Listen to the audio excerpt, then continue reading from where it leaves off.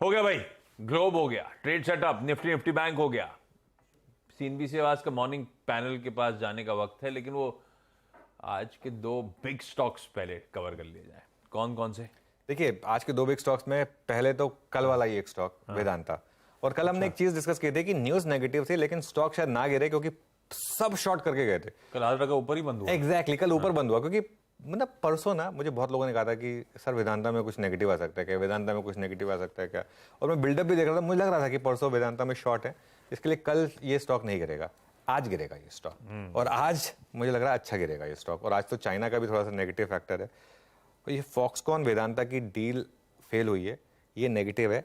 और अच्छा, ऐसे एक दिन पहले ही इन्होंने कहा था कि हम बहुत वेदांता फॉक्सकॉन को बाय कर रहे हैं। हमने डिस्कस भी किया था कि जब तक सब कुछ चीज़ें ठीक चल रही थी तब तक तो प्राइवेट कंपनी थी, जब चीज़ें खराब हुई तो आप उसको पब्लिकली लिस्टेड कंपनी में लेना चाहते हैं, ठीक है ना। मेरे ख्याल से आज स्टॉक गिरेगा, लेकिन क्योंकि शॉर्ट जितने भी थे ना कल थक के बाहर निकल गए होंगे। कल डे हाई के करीब ये स्टॉक बंद हुआ था, आज स्टॉक गिरना चाहिए, ये मेरा व्यू है। अब देखते हैं दूसरा स्टॉक। और दूसरे स्टॉक पे मैं कोई व्यू नहीं दे रहा हूं, मैं सिर्फ दूसरे स्टॉक पर एक, क्योंकि ये इंपॉर्टेंट स्टॉक है और बहुत लोग इसकी चर्चा कर रहे हैं, इसके लिए बात कर रहा हूं इसके बारे में। जी एंटरटेनमेंट।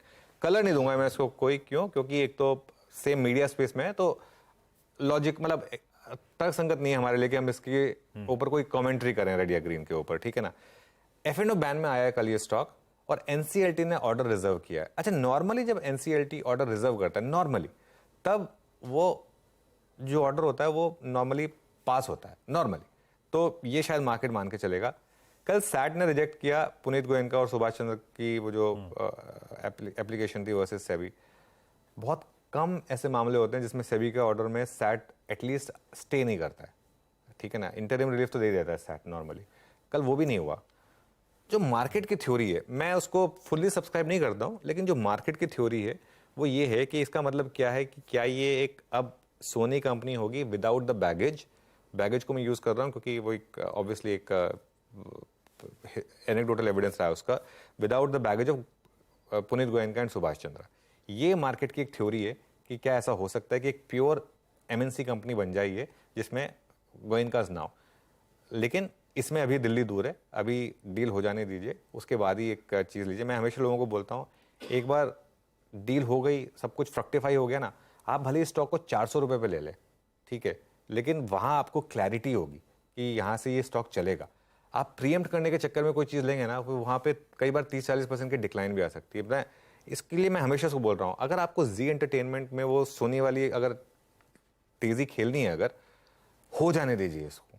मैं कहता हूँ उसको आप भले ही 200 पे ना लेकर भले ही 400 पे लें, लेकिन एक श्योरिटी आपके पास आ जाएगी ना कि ये अब डील हो गई है, तो वहां से आपको हो सकता है कि 400 से भी वो 600 या 800 पहुंच जाए। लेकिन 200 पे अगर आप लेंगे तो वो एक रिस्क फैक्टर रहेगा हमेशा कि कल को अगर कोई और चीज निकल कर आ गई, डील नहीं हुई, तो आप क्या करेंगे। इसके लिए थोड़ी टेम्पटेशन से बचें। वैसे बैन में आ गया अब तो, टेम्पटेशन से बचे, थोड़ा सा दूर रहें, एक बार हो जाने दें डील इधर वे, उसके बाद एक व्यू लें यहाँ पर।